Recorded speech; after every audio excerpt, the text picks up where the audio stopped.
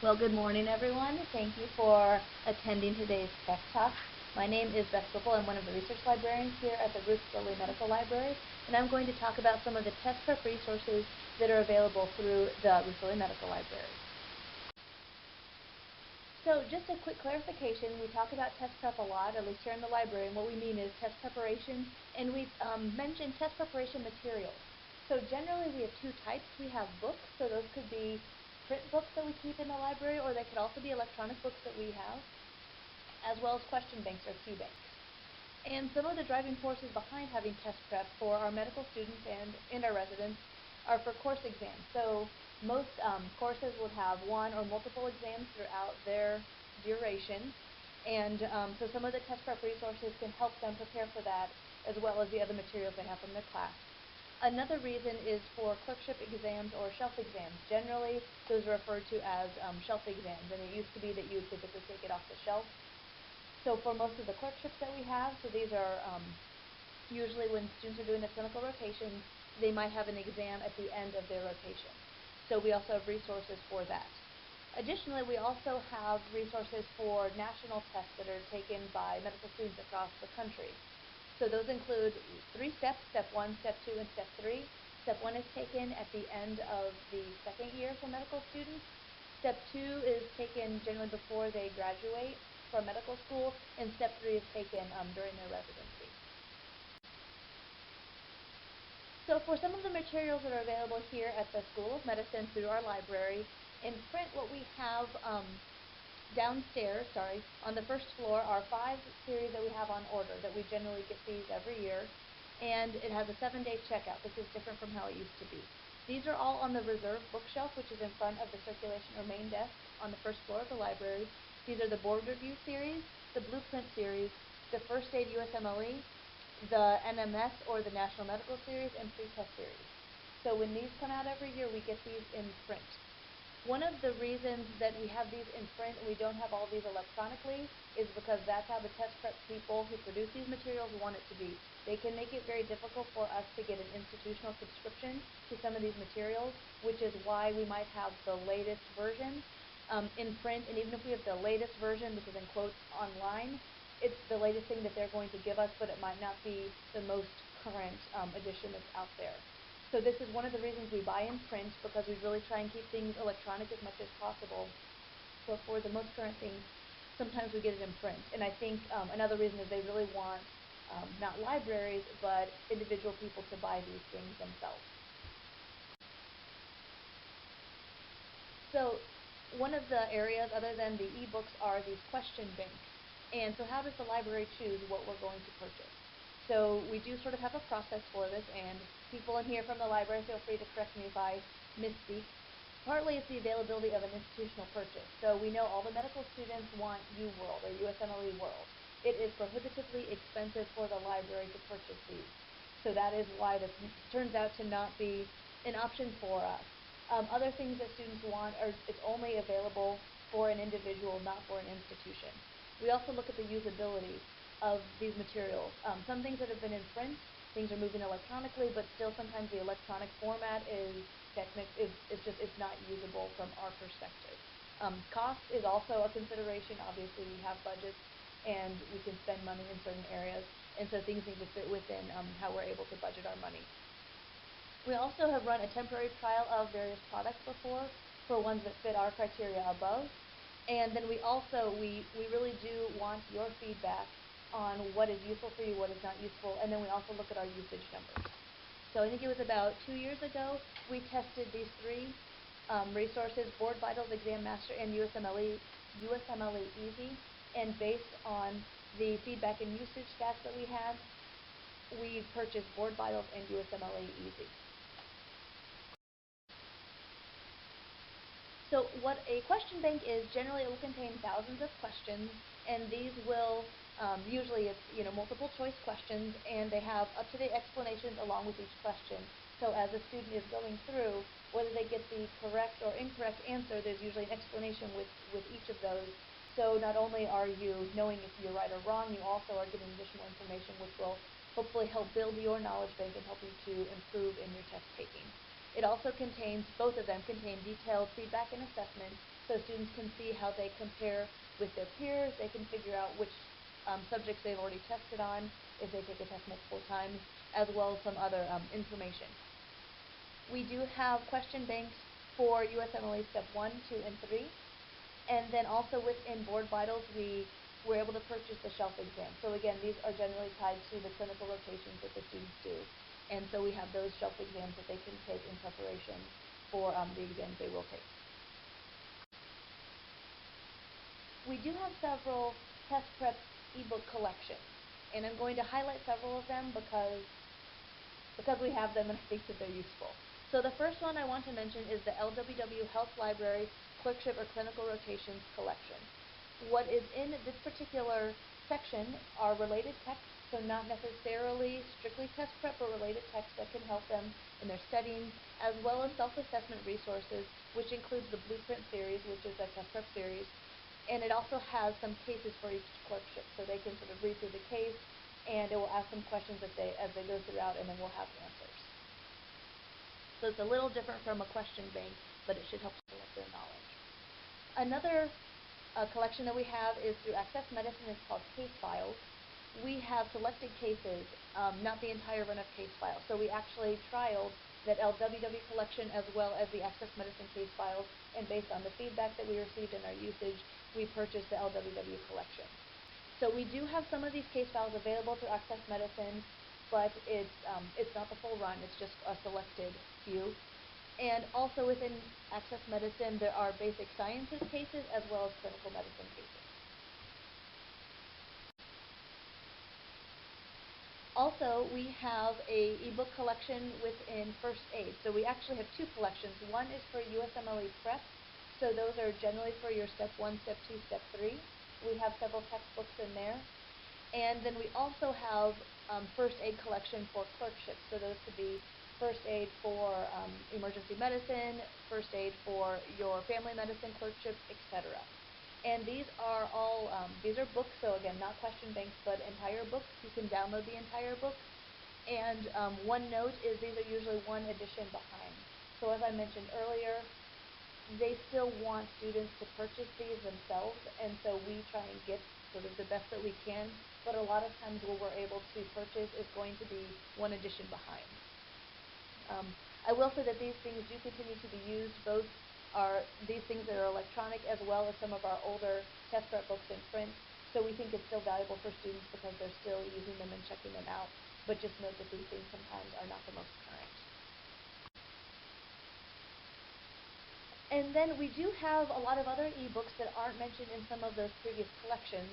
And while publishers are trying to figure out the ebook world, I will say it is still the Wild West, where there is not one consistent way to access these things, whether you can download chapters, the entire book, if you can print things off, if you can have it on your mobile device. It's all very, in my mind, it's still confusing, and there's not one size fits all. Some resources will let you view parts of the book but not actually download. Others will let you download, and sometimes when you download, it's actually you're checking out the book. And figuring out how long you can actually check out an ebook from some of these vendors can be very difficult. Sometimes it might be 7 days, sometimes it might be 14 or 21, and it can be hard for you to tell, or even for us to tell, how long it can be checked out. Another thing with some of these other ebooks that are not in those collections I mentioned is sometimes there are not simultaneous users, so you can't have 20 people accessing the same book. So when one person is accessing it, other people are not able to. It might get locked out. So I would say you can always try it, but that might be what's going on, and someone else might have it checked out. And from what I've seen, the main culprits for this very unclear model to me, as far as how long can you check it out, is these are some of our vendors. So EBSCO, NetLibrary, and eBrary. But I will say, kind of like those buttons in for trying to get full text of articles, even if our buttons don't show up to me, it's always worth a try. Click in various places and see if you can actually access it. And as always, if you're having trouble with any of these things, please contact us, and then we can do some sleuthing and figure out what's going on, because we really do want to be providing things for you, and if it's useful for you, we want to make sure that you're able to access it. So before I ask questions, I'm going to flip back over to our library website and actually show you the page that has been created for test prep. So you can actually get to it either through the MS1 and MS2 resources, which are books for our first and second year medical students, or the clerkship resources, generally for the third and fourth year medical students. We'll just go to the clerkship resources page. And then we have a link to test prep. So you can click on that link, and this will bring up our test prep resource page. Oh, yes, I was asked to make it larger. Let me blow that up. Oh, even bigger. All right. Okay. So there are a series of tabs across the top with, they're labeled with different things, and we'll just go through each of them. The first one is USMLE resources. So again, this is focusing on those steps 1, 2, and 3. The 2 question banks, the board vitals, and the USMLE Easy are up at the top. And for both of these, you do need to create an account. And the reason is so it's able to track and it's able to provide you with statistics. So track which tests you've taken, how well you've done, etc. So again, this is sort of free because the library is providing it, but you do have to set up your own personal account. There are other resources at the bottom of this tab. So the first one is for the first aid for the USMLE collection. So these are the collection of books through first aid for steps 1, 2, and 3. And then there are other ebooks listed here for step 1, 2, and 3. And everything contained within this test prep page, these are all ebooks or electronic resources. So while we might have things in print, we do want to make sure that as much as possible we're able to provide resources to you regardless of where you're physically located. The next tab is for the Blueprint series. So some people really like a particular series of test prep books, so that's why we've created some of these tabs. So these are all of the ones we have electronically for Blueprint. We also have this clinical case series, which was asked for by one of our faculty down in Bloomington. They thought this would be useful, especially for our second years and for our students doing their clerkships. So these are books that are available through EBSCO. So it could be that if someone's accessing one of these, you might not be able to get into it until it's checked back in. But all the titles are here. You can see them. These are generally for the clinical rotations. And again, these are available to you. The first link is for a list of all of these books. And then each of the links underneath are for the individual books. The next tab is for the pre-test series. And these are really popular and are checked out a lot. The editions on these are a little bit older. And that is because they only provide electronically some of the older ones. The most current ones, this is one of the things that we purchase and have physically in the library at the at the reserve bookshelf for checkout. We also have this secret series, so for example, cardiology secrets, critical care secrets, etc. So we have a lot of these available, and again, these are all ebooks. And then the longest tab is going to be this by specialty. So if we click on this tab, then you can see we've listed the general specialties alphabetically, and then ebooks underneath them that we have available for those areas. And again, these are for test prep and for exam. That's the types of books that we've included here. So this page exists. My picture is over here on the left-hand side, and please contact me if you have additional books that you'd like me to include. I can put those links up, or if there are books that you think the library should get, we can look into seeing if that also fits within our purchasing. So I know that there aren't too many people here, but I will ask these questions. So does anyone in the room, do you use any old print versions of test prep? Anyone? Anyone? Okay, so not very many people do. But for those of you who do, how old is too old and how old is still useful? Any takers? One of the reasons I asked this is because I was down at the circulation desk and someone was checking out, I think, a pre-test book from 2008, which to me sounded incredibly old, but they were checking it out, and in my mind that means you think it's somewhat useful. So if you're watching this recording and want to also share how old is still old for you, please feel free to let us know, because we move everything into our stacks, and we can have a little bit old plus really old mixed together, and so it can be a little hard for you to find useful things. So if there are ways that we can just make sure that what we have is still available and that you know about it and want to use it, that would be good. The other questions here, are there any other test prep materials that you think we should have? So again, feel free to let us know, as well as are there any resources that we're currently buying that you think is not as helpful? We did hear when the students were doing their orientation for the new med students this past fall, they mentioned the test prep a lot. And so if that's what all the students are using, and you're not using the NMS, please let us know so that we're spending our money wisely and on things that you want to use. So are there any other, these are my questions for everyone, but are there any questions in the room? Yes. Yes, thank you. Let me move back over. I was asked to show the app. So if we go up here, let me point out again. At the bottom of all these slides, I've included the link to the test prep page so that you have that so you can find it. So it is linked here. Let me go over. Sorry, I'll take you to the main test prep page. I will maybe take you to the main test prep page, which looks extremely similar, except there's also the mobile link. So that will take us over to our mobile page. And then we also have this test prep study aids style guides tab on the mobile resources page. And then we have some apps here that you can also use for USMLE. Here are step 1 and 2, and then there are also podcasts and websites, or there potentially could be podcasts and websites. Probably what will be most useful are these links here for apps for helping you study for those also. Any other questions?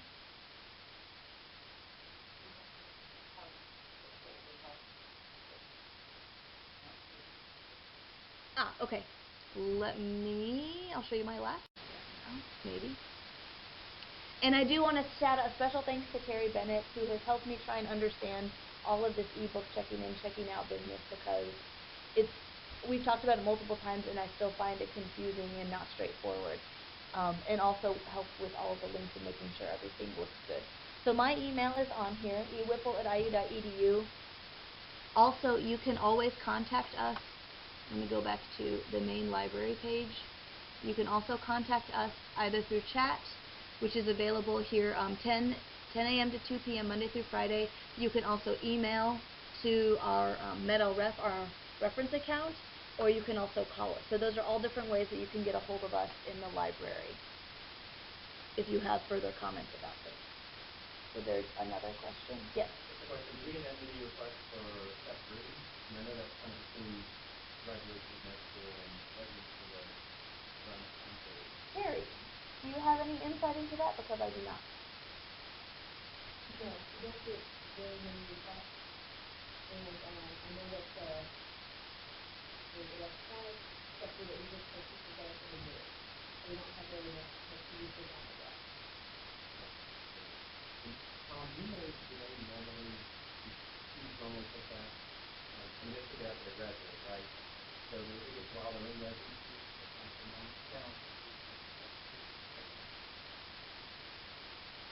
So yes, I think traditionally we haven't really focused on step 3, but I think with some of our recent purchases, it's included step 3, so it's good to know that it exists and is out there. Step 2 would be the one with the deadline for this year, and that it's got to take after the third year before the deadline. Okay. Public students. Okay. Most people typically talk to Okay. Oh yeah, this summer. This summer is when the third year students would take their step 2. And step 2 is 2 parts? Yeah, I think so. Yeah. The clinical knowledge and the clinical skills. Yeah. Correct. Yes. New third year or existing third year license?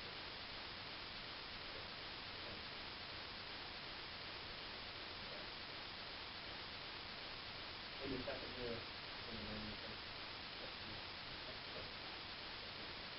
Step 2 is the third. Step 2 is the student.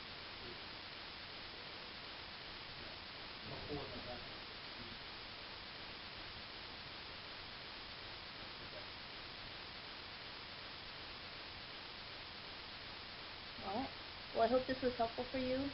Feel free to check out the page, and again, if there are things that should be added to the test prep, please let me know. If you think things listed on here are too old, I can also take things off. But really the idea, again, is to make this a usable page for people who are studying for these various tests, whether it's for their classes or for the national exams that they have to take. So, all right. Thank you for coming.